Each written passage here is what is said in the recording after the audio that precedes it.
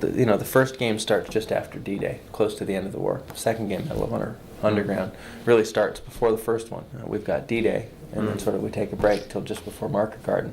And most of this game takes place between the third and fourth missions of the first game. World War II is massive. It spanned, many theaters of operation and many years, tons of battles. So, I think there's a lot of stories that can be told within that. World War II was really about squad combat. I've started this time introducing some characters who you fight alongside or help, and there's more allies in the game who, fight alongside. And I think that that's somewhere we're looking to try and go, to put the player into a squad setting, so that in a lot of it you're sort of fighting alongside. You get emotionally attached to these characters, and sometimes they'll weave in and out of the storyline. You even get more of a sense of actually being there, being attached to people who fight or do nice things or bad things, or just your mates. There's two sort of sets of teammates that you fight alongside. Some are sort of just general soldiers. They have AI similar to the Germans. Sometimes there's a few places where we have battles between the two sides, and you can almost just sit there and watch. We do all of this various combat, and the tides of battle turn as they swing back and forth. And then we have some other sort of more specialized characters who've got some scripting where they go along, one of them heading through the Dutch countryside with a buddy who's out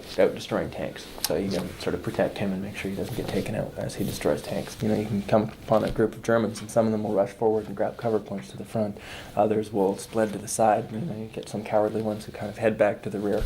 By giving different soldiers that you're fighting different abilities, you can actually see that evolve in the game. And so every time you get into a situation, you don't exactly know what they're going to do. There's more ability for them to, they do ambushes, they work together as a team. If you shoot the gunner, the feeder will pull his body off and take over the gun.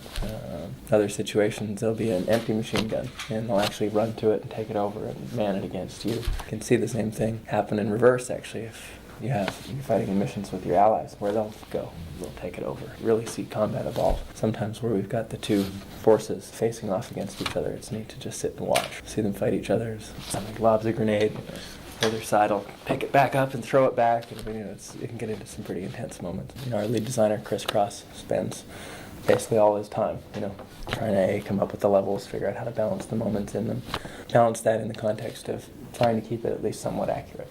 Again, we try and be more authentic than accurate, so we take some liberties with the way things actually happen. We want you to be the hero. So while with Frontline we're able to have a lot more enemies on screen and actually have allies on screen as well. So we can immerse you in battles, and sometimes you're fighting alongside American soldiers or British soldiers, which is a really great feeling in there.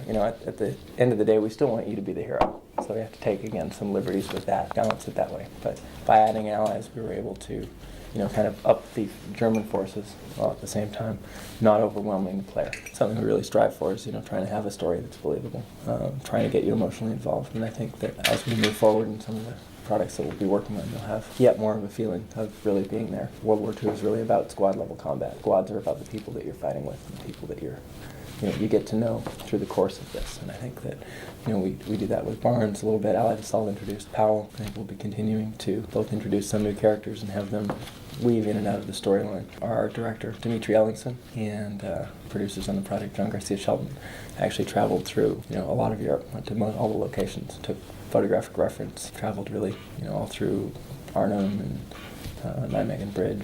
I think a lot of what they're looking for is both the texture and the feeling of the locations. Every place has got its own type of stone. Buildings built in a certain area have a feeling. They've all got their own type of vegetation. Something we really strive to do, and with the PlayStation 2 we're really able to create, is environments that look like they really do. And I guess they were trying to make sure that they could capture that from those places by taking pictures of the buildings, and also just getting a sense of what it was like to be there. My favorite level is Destroyed Arnhem. You're fighting alongside British troops, the destroyed center of Arnhem. And the music for that level is a very sad piece. You get a sense of just how devastating war can be, really.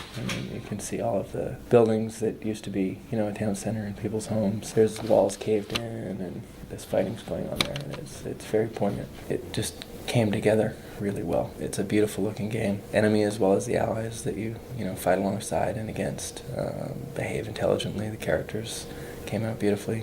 Sounds fantastic. It was quite a heroic effort. I'm proud that we got there. We've been working overtime and weekends for about 6 months, and the team is just so passionate about it that it was something that everyone was just willing to do, sacrificing their personal time to get it out.